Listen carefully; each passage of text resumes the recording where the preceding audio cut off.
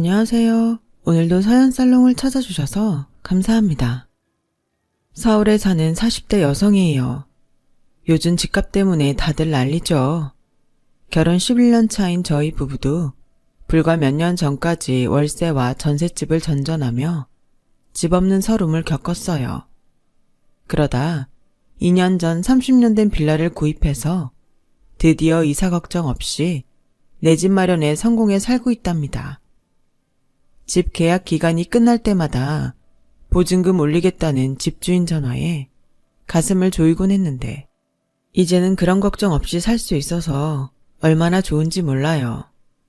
비록 30년이나 된 낡은 집이지만 리모델링을 싹 해놓으니 새 아파트가 부럽지 않을 정도로 훌륭해요. 40 넘어 고작 빌라 하나 구입한 게 뭐 그리 자랑이냐고 할지 모르겠지만 이 집을 마련하기까지 저와 남편은 부단히 노력해야 했어요. 다름 아닌 저희 시아버지 때문에요.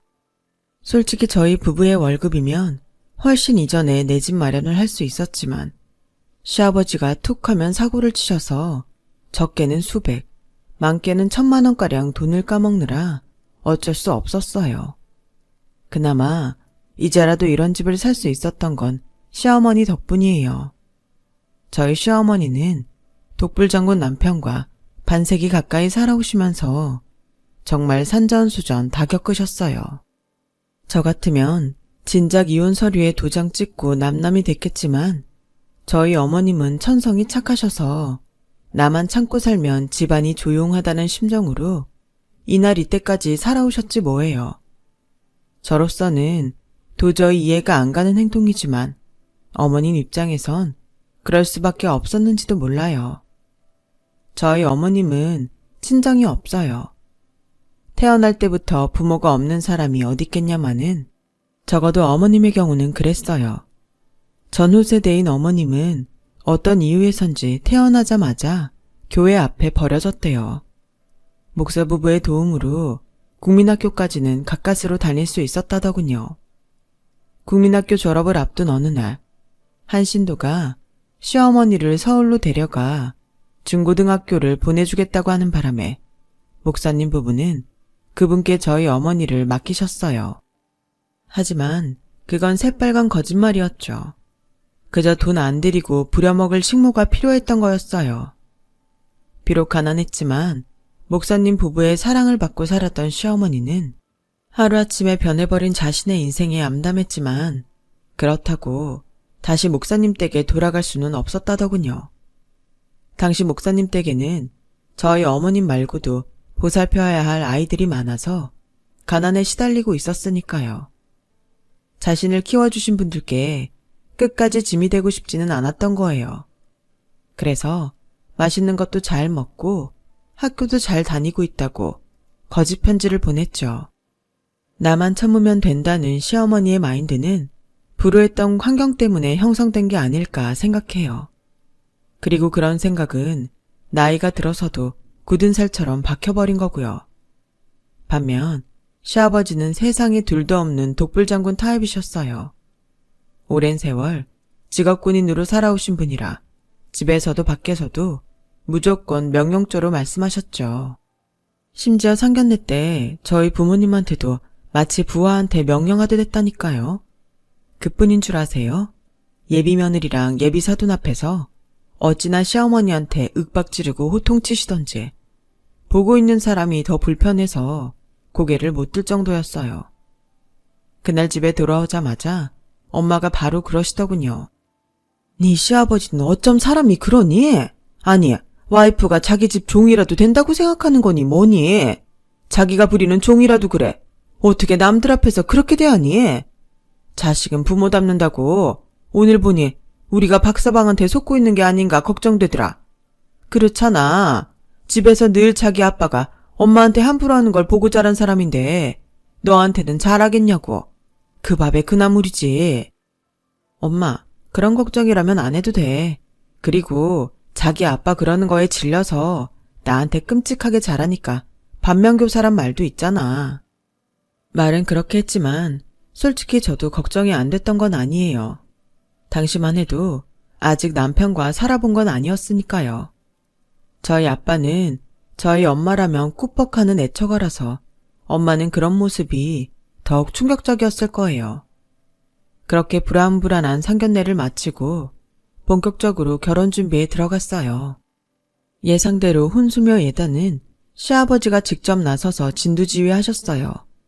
솔직히 부모님들께 손벌려 결혼할 생각도 없었지만 그래도 자식 혼사에 돈 한 푼 안 보태주시면서 참견만 하시니 좀 얄밉다는 생각이 들더군요. 자고로 집은 깔끔한 게 최고다. 각이 딱딱 떨어져야 마음도 안정되고 청소하기도 쉬운 법이니까. 그렇게 해서 아버님이 골라준 가구는 누가 봐도 사무실용 같은 각지고 색상 단촐한 것들이었어요. 정말 제가 딱 싫어하는 것들이었죠. 그래서 가구나 전자제품은 사용하는 사람들 마음에 드는 게 좋지 않겠냐고 조심스럽게 말씀드렸더니 글쎄 버럭 소리를 치시면서 지금 제 언사는 하극상이나 진배 없다시며 난 내 집에서 내 말에 거역하는 꼴은 절대로 못 본다. 세아가 그건 너도 예외가 아니야. 절이 싫으면 중이 나가면 되는 법.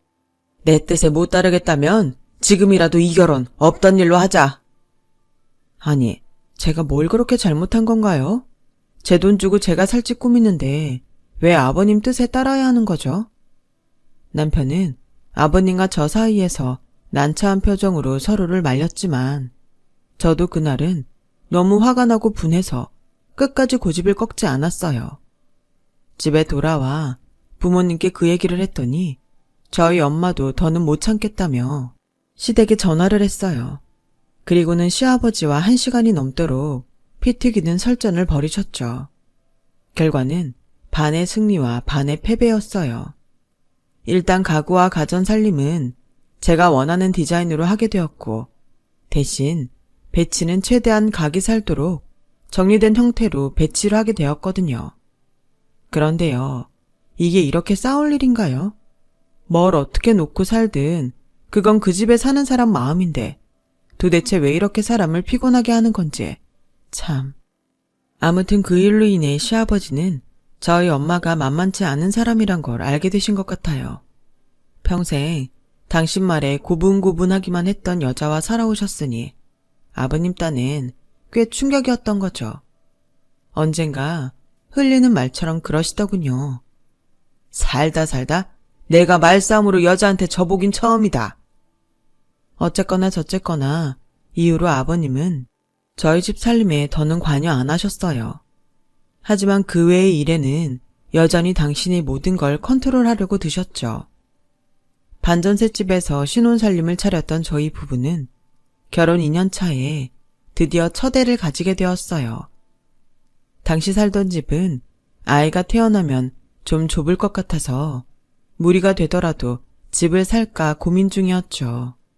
그랬더니 아버님이 그러시는 거예요. 앞으로 딱 3년만 기다리면 서울 집값이 반값으로 떨어질 거다. 그때 되면 무리하지 않고도 서울의 30평대 아파트는 살 수 있을 테니 그때까지 기다렸다가 사. 무슨 근거로 그러시냐고 물었더니 정보 루트를 함부로 누설할 수는 없다시며 그렇게 알고 있으라더군요. 반신반의했지만 그래도 뭔가 그럴 만한 이유가 있으니 그러시겠지 생각했어요. 그런데 그 일이 있고 얼마 뒤 아버님이 집으로 찾아오셨더라고요. 국가정책사업의 일환으로 퇴직한 군인들을 상대로 수익률 높은 투자 기회가 있다며 저희한테도 일정 금액 투자를 하라고 하시더군요.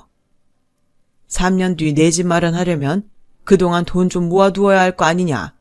좋은 기회니까 묻지도 따지지도 말고 내 말대로 해.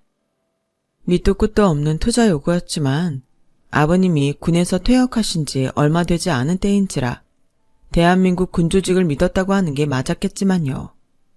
아무튼 그때 우리 부부는 그동안 들어놓았던 적금을 깨서 그중 700만 원을 투자했어요. 그런데 금방 수익이 날 거라던 아버님 말과는 달리 반년이 지나도록 수익에 대한 말이 없어지지 뭐예요. 그래서 마침 설에 시댁을 찾은 김에 그 얘기를 했더니 별일 아니란 듯이 사업이 엎어졌다고 하시는 거예요. 청천벽력 같은 소리였죠. 아버님, 그럼 저희 투자금은요? 저희는 아버님 말씀만 믿고 적금까지 깨서 마련한 돈이라고요. 아, 너희만 손해봤는 줄 아냐? 나도 3천이나 손해봤어. 그깟 700 가지고 네가 시애비한테 고개 빳빳이 쳐들고 따질 때냐? 기다려봐라. 좀 있으면 제대로 된 사업 투자 기회가 있을 테니 이번에 날린 돈 그때 다 회수해주마. 그때 알았어요. 저희 아버님은 그리 믿을 만한 사람이 아니란 거를요. 자기 아빠 때문에 적금까지 날리자 남편은 미안해 어쩔 줄 모르더군요. 뒤늦게 이 사실을 알게 된 저희 엄마는 이번에도 분을 못 참고 시댁에 전화를 넣으려고 했지만 아빠가 뜯어 말리는 바람에 그만두셨어요. 그놈의 노친네, 자식들한테 도움은 못 줄 망정 코 묻은 돈까지 털어먹고 어디서 큰 소리야. 박서방, 자네도 문제야. 자네 아버지가 이런 사람인 거 자네는 진작 알았을 거 아닌가. 그럼 끝까지 말렸어야지. 어떻게 이 꼴이 나도록 옆에서 손 놓고 가만히 있을 수가 있나. 아유, 속 터져.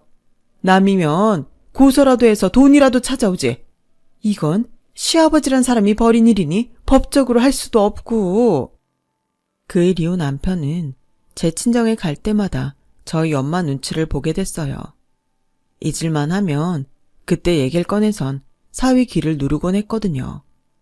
그런데도 싫은 표정 한 번 안 하고 저희 엄마 푸념을 그대로 듣고 있는 남편을 보니 안쓰럽기도 하고 한편으론 대단하다는 생각이 들더군요.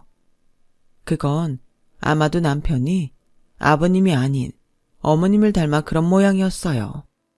한 번은 어머님이랑 찜질방에 갔다가 이런저런 얘기를 하게 됐는데 그동안 살면서 아버님이 저지른 만행을 들어보니 기가 막혀서 입이 떡 벌어지더군요. 군은 어디보다 기강이 잡힌 사회라 군인 당사자들 뿐만 아니라 그 아내들 사이에서도 서열이 존재했거든요.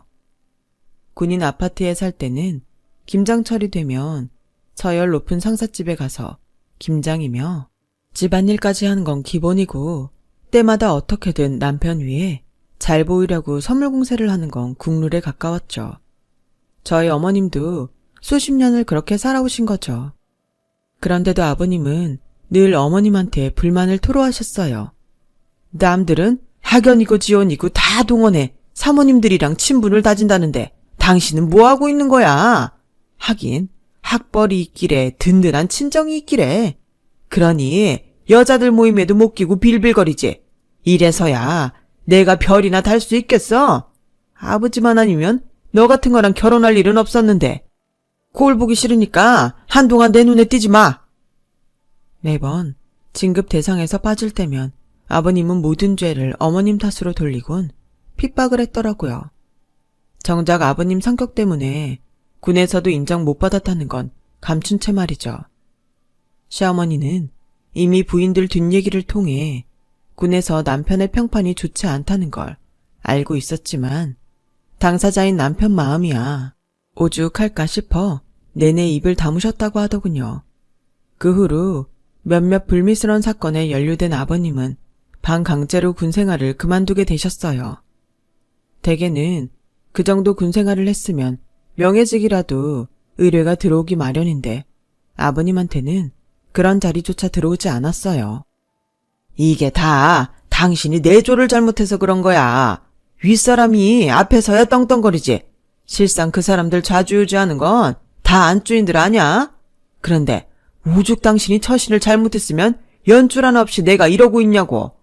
그저 집구석에서 내 돈으로 먹고 살 생각만 하고 있으니 저런 건 귀신이 안 잡아가고 뭐하나 모르겠단 말이야. 저희가 결혼하고 다음에 군복을 벗은 아버님은 그날부터 시어머니를 들들 볶기 시작하셨어요. 그리고 일련의 사건들을 비롯해 몇 번의 사기로 퇴직금까지 다 까먹고 급기야 어머님께 돈 벌어오라 닥달을 하기에 이르렀죠. 남편 구박을 견딜 수 없었던 어머님은 결국 식당에 나가 설거지를 하셨어요. 모은 고대도 당신 손으로 돈을 버니 남편 앞에서 떳떳할 수 있어 좋다고 하시더군요.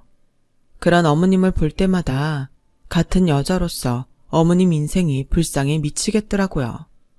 그래서 아버님 몰래 종종 어머니 모시며 화장품을 사다 드리곤 했는데 그걸 알게 된 아버님이 제가 드린 선물을 몽땅 들고 와서는 이딴 거 필요 없으니 당신 앞으로 용돈이나 보내라고 하시더군요. 넌 식당 설거지하는 네 시애미는 애처롭고 평생 흙바닥에서 구르며 돈 벌어댄 네 시애미는 안 애처롭냐? 네 남편 이날 이때까지 먹이고 키운 사람이 누구더냐? 나다 나. 그러니 앞으로 매달 50만 원씩 내 통장으로 보내라. 그간 키워준 돈 받아야겠다. 저를 통해 그 얘기를 전해 들은 저희 엄마도 이번엔 어쩔 수 없었어요. 부모가 자식 키워준 값 내놓으라는데 저희 엄마라도 별 수 있겠어요? 돈독오른 노인네가 노망이란 소리만 할 뿐 어쩔 수 없었죠. 그렇게 아버님은 매달 저희한테 용돈을 받아 챙기셨어요. 그리고 그 돈은 고스란히 아버님 유흥비로 들어갔고요. 어머님이 돈도 벌겠다. 아버님 앞으로 연금도 나오겠다. 아들 내외한테 강제로 용돈까지 받으니 어지간한 직장인보다 벌이가 더 좋은 편이었죠. 그런데도 툭 하면 사업한다 뭐한다 사고를 치시는 바람에 어머님은 그 돈 갚느라 일을 늘려야 할 판이었어요. 저희들 역시 한 해 걸러 한 번씩은 아버님이 사고를 치시는 바람에 목돈 만든 걸 고스란히 뺏기곤 했고요. 그런데도 미안한 줄은 모르고 당신 환갑이라고 해외여행을 보내달라고 하시지 뭐예요. 저희는 당연히 어머님이랑 함께 여행 가시는 줄 알았는데 알고 보니 아버님 단골 찻집 마담을 데리고 여행을 가셨더라고요. 애초에 여행사에 맡기면 된다고 돈만 달라시는 걸 의심했어야 했는데 바쁘단 핑계로 그러지 못한 잘못이죠. 하긴 어머님이 아버님과 함께 여행을 가신들 즐겁기나 하겠어요. 차라리 여행 가 있는 동안 남편 없이 집에서 혼자 보내시는 게 낫죠. 그래서 더는 말 안 했네요. 시간은 흘러 저희 아들이 고3이 됐고 그 해는 마침 어머님 환갑을 맞는 해이기도 했어요. 수시로 대학에 합격한 아들 녀석은 제 학비라도 벌겠다며 틈틈이 알바를 했고 그렇게 번 돈 중 일부를 가지고 환갑 기념으로 친할머니와 제주도 여행을 다녀오겠다고 하더군요. 기특한 손주의 마음에 어머니께서 눈물을 글썽이셨죠. 하지만 이런 꼴을 그냥 두고 보실 아버님이 아니었어요. 밥숟가락 놓곤 손주한테 그러더군요. 그럴 돈 있으면 이 할애비 용돈이나 줘봐라. 네 놈이 잘나서 수시에 붙은 줄 아나 본데 절대 아니다. 그게 다 똑똑한 이 할애비 머리를 닮아 그런 거니까 좋은 DNA 물려준 할애비한테 은혜 갚는다 생각하고 여행비 모아둔 거 일이네. 하다 손주 코 묻은 돈까지 털어먹으려 들자 어머님이 이번엔 못 참겠다시며 한 소리 하셨어요. 손주 대학 등록금은 못 대줄 망정 기껏 힘들게 아르바이트해서 번 돈까지 뺏어가려고 하슈? 어림도 없어요. 10원 한 장이라도 기훈이 돈 뺏었다간 앞으로 나도 당신한테 돈 안 갖다 줄 거요. 어쩌시겠어요? 손주 돈이에요. 내가 번 돈이에요. 그제야 아버님은 꼬리를 내리곤 다시 밥숟가락을 드셨어요. 결국 환갑 맞은 할머니를 모시고 제주도 여행을 떠나겠다던 제 아들의 계획은 수포로 돌아갔어요. 아버님께서 손주한테 돈 달란 말은 안 하겠지만 당신 아내를 데리고 여행 가는 건 절대 안 된다고 고집을 부리셨거든요. 그리고 어머님 역시 반대하셨고요. 힘들게 모은 돈 허투루 쓰면 안 돼. 할미는 마음만 받을 테니 그 돈은 잘 모았다가 등록금도 내고 친구들이랑 여행도 가고 하려무나. 어머님의 간곡한 부탁에 결국 아들은 여행 계획을 포기하고 말았어요. 얼마 뒤 어머님 환갑이 되었어요. 저희 부부는 어머님 지인분들을 모셔 한식당에서 밥 한 끼 대접하겠다고 했더니 아버님이 극구 반대하시지 뭐예요. 당신도 환갑잔치 안 하고 여행으로 때웠는데 어머님 환갑잔치가 웬 말이냐면서 말이죠. 식구들끼리 밥 한 끼 먹으면 그만이니 적당한 식당이나 예약하라고 말이죠. 어머님도 그게 편하다고 하셔서 결국 시댁 근처 한식당에 예약을 했어요. 그래도 그냥 넘길 수는 없어서 남편과 금은방에 가서 금목걸이를 준비했어요. 평생 몸에 금부치 하나 없이 사신 어머님이 가여워서요. 난생 처음 금목걸이 선물을 받은 어머님은 목걸이에서 눈을 못 떼실 정도로 좋아하셨어요. 이렇게 좋아하시는 거 진작 못 해드린 게 죄송할 정도로요. 제 아들 녀석은 봉투를 준비했더라고요. 그런데 봉투 속에 든 건 돈이 아니라 로또 5천원어치였어요. 현금을 들여봤자 제 할아버지 손에 들어갈 게 뻔하니 로또를 샀나 봐요. 손주가 내민 돈 봉투를 보곤 내심 돈을 기대했던 시아버지는 실망하시더군요. 그런데 나중에 아들 녀석한테 들어보니 로또를 선물한 데는 그럴 만한 이유가 있었더라고요. 꿈을 꿨는데 산신령이 금두꺼비를 선물로 주더라나요? 나한테 주는 게 아니라 내가 주고 싶은 사람한테 주라더라고. 딱 생각난 사람이 할머니였어. 아무쪼록 얼마짜리든 당첨이 됐으면 좋겠다더군요. 그런데 며칠 뒤 어머님이 옷짐을 싸들고 저희 집으로 오셨지 뭐예요. 아버님과 더는 못 살겠다고 말이죠. 40년 넘게 참고 살아오신 분이 갑자기 이러시는 데는 분명 그럴 만한 이유가 있을 거라 생각했어요. 영감한테 여자가 있는 걸 내가 왜 모르고 살았겠니? 시아버지께서 반강제로 나랑 그 양반을 결혼시킨 거라 나를 탐탁치 않게 생각하는 거 이해하고 살았다. 여자 문제 있을 때마다 모른 척 눈 감아준 것도 한두 번이 아니다. 그런데 이번에 못 참겠더라. 사건의 발단은 얼마 전 저희가 선물로 해드린 목걸이였어요. 어머님은 그걸 애지중지하시며 케이스에 담아 서랍에 넣어두셨는데 아버님이 그걸 훔쳐다 다른 여자한테 가져다 주신 거예요. 참다 못한 어머님이 당장 가서 가져오라고 했더니 대뜸 이혼하자고 그러더래요. 죽기 전에 당신 마음에 드는 여자랑 살아보고 죽고 싶다면서요. 그래서 목걸이 찾아다 주면 당장 이혼해주겠다고 했더니 그 말이 떨어지기가 무섭게 목걸이를 찾아다 주더라는 거죠. 결국 그날 어머님은 아버님 닭달에 이혼 서류에 도장을 찍고 만 거예요. 어머님이 위자료 얘기를 꺼내자 아버님은 안면물수하시곤 당신이 군생활하며 번 돈인데 너한테 무슨 권리가 있냐며 꼴보기 싫으니 당장 나가라고 하더래요. 내가 멍청했지. 도장 찍기 전에 위자료 문제를 끝냈어야 했는데 그래도 40년 넘게 살부비고 산 사람이 이렇게 매정할 줄은 몰랐다. 어머님은 며느리 보기 창피하다시며 눈물을 훔치셨어요. 그래서 소송을 걸면 아버님한테 위자료도 받을 수 있고 상간녀한테 따로 위자료도 받을 수 있다고 말씀드렸어요. 그 말을 들은 어머님은 이제야 한시름 놓으셨죠. 그날 밤 남편은 아버님께 전화해 설득을 했어요. 늦음하게 무슨 부귀 영화를 누리겠다고 이혼을 하시냐 따졌더니 당신은 지금껏 단 한순간도 어머님을 사랑한 적이 없다고 하셨다네요.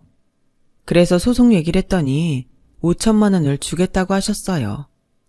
당장 가진 거라곤 집 하나뿐인데 내놓는다고 언제 팔릴지 모르니 일단 주변에 빌려서 주겠다고요. 나중에 알고 보니 아버님 내연녀가 그 돈을 빌려주었던 모양이더라고요. 그래서 단돈 5천을 받고 어머님은 이혼을 하셨어요. 당장 지낼 곳이 없어서 저희가 모시기로 했고요. 그런데 어머님이 다 큰 손주랑 한 방을 쓰시려니 많이 미안하셨던 모양이에요. 그래서 월세방이라도 구해 나가신다고 그러지 뭐예요. 그래서 그럴 거 없이 저희 전세금에 어머님 돈 5천을 합해 더 큰 집으로 이사를 하기로 했어요. 그렇게 해서 구한 집이 바로 30년 된 빌라였죠. 가진 돈이 얼마 안 돼서 남편과 발품을 팔아가며 자재를 알아보고 우리 손으로 할 수 있는 건 셀프로 해서 인건비를 줄였어요. 그렇게 리모델링을 해서 재작년에 이 집으로 이사를 했어요. 그런데 이사하고 얼마 안 돼 생각지도 못한 일이 일어났지 뭐예요. 몇 달 전 아들 녀석이 어머님께 드렸던 복권이 당첨된 거예요. 1등으로요. 세금을 제하고도 10억이 넘었어요. 이런 일은 듣기만 했지 제 주변에서 벌어질 일이라고는 상상도 못했죠. 하지만 어머님은 담담하시더라고요. 손주가 사준 거니까 손주 돈이라고 하시고, 아들 녀석은 애초에 할머니 선물로 사드린 거니 할머니 몫이라고 한사코 거절을 했어요. 결론이 안 나자 어머님은 4등분으로 나눠서 가지자고 하시더군요.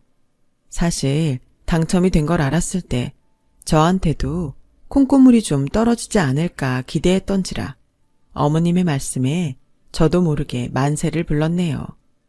일단 그 돈으로 은행 대출금을 갚고 이사할 때 돈이 부족해 못 샀던 소파랑 식탁을 들여놨어요. 그리고 나머지 돈은 거래은행에 예금으로 묻어두었죠. 직장 동료들은 하나같이 코인을 사라거나 주식에 투자하라고 했지만 남편도 저도 안전한 게 낫겠다 싶어 예금을 택했어요. 2년이 지난 지금에 와서는 그때 코인이나 주식을 안 한 게 천만다행이다 싶더라고요. 간이 작은 게 이렇게 도움이 될 줄은 정말 몰랐네요. 처음 시어머니랑 같이 살게 됐을 땐 좀 불편하지 않을까 했는데 일하는 저 대신 살림도 해주시고 무엇보다 남편이랑 싸울 때 어머님이 제 편을 들어주셔서 솔직히 좋더라고요. 곳간에서 인심이 난다고 통장이 두둑하니 마음이 유해져서 그런지도 모르겠지만요. 그런데 우리 식구들이 행복한 나날을 보내고 있을 때 누군가는 인생 최악의 순간을 보내고 있었던 모양이에요. 바로 저희 시아버님이요. 인생의 말년을 함께 보내겠다고 조강지처도 내쫓고 야심차게 새 인생을 시작했던 아버님은 얼마 안 가 여자한테 돈 뜯기고 버림받은 채 거지꼴이 되었지 뭐예요. 그간 아버님이 사업한답시고 연금을 일시불로 끌어쓴 걸 몰랐던 여자는 수입이 없는 아버님이 짐처럼 느껴진다며 헤어지자고 했다네요. 헤어지는 과정에서 아버님은 성질을 못 이기고 손찌검을 하셨고 그걸 순순히 넘길 리 없는 여자는 변호사를 고용해 그나마 남은 아버님 재산을 거의 다 쓸어갔다더군요. 여자한테 버림받고 저희 집으로 찾아오셨지만 이미 저희는 이사를 떠난 후였고 아버님 전화는 받지도 않으니 찾아올 수도 없었던 거죠. 남은 돈으로 쪽방 생활을 하시던 아버님은 돈도 다 떨어지자 궁여지책으로 주민센터를 찾아가 기초생활수급자 신청을 했지만 자식이 있어서 안 된다고 하더래요. 그래서 동사무소를 통해서 저희 집 주소를 알아내 찾아오셨더군요. 집에 들어오자마자 배고프다고 밥 좀 달라고 울먹이시는데 솔직히 불쌍해서 내쫓을 수가 없었어요. 하지만 어머님은 그간 당하고 산 세월이 떠올라 용서가 안 되셨는지 10,000원짜리 한 장 쥐어주곤 그대로 현관문을 닫으셨어요. 배가 고프면 일해서 돈 버시구랴. 양심이 있다면 모진 세월 종처럼 부려먹고 내쫓은 나 찾지 말고 여자한테 눈 멀어 하루아침에 영 끄는 아들내외 찾지 말고 혼자 알아서 살라고요. 더는 볼 일 없으니 굶어 죽든 말든 연락하지 말아요. 아버님은 현관문을 두드리며 제발 용서해달라고 애원했지만 어머님은 방으로 들어가 나오지 않았어요. 결국 아버님은 발길을 옮기셨죠. 평생 당신 뜻대로 하고 싶은 대로 하고 사시더니 인생 말년에 그 대가를 톡톡히 받게 된 셈이죠. 이래서 인생은 주변 사람을 챙기면서 살아야 하는 모양입니다. 외로운 말년을 보내고 싶지 않다면요. 지금까지 제 사연을 들어주셔서 감사드려요. 곁에 있어 든든하고 행복한 가족과 건강하고 행복하게 즐겁게 살아가시길 바랍니다. 여러분, 사연 댓글에 응원과 현명한 조언 부탁드려요. 좋아요와 구독은 저에게 큰 힘이 됩니다. 오늘도 좋은 일 가득하세요.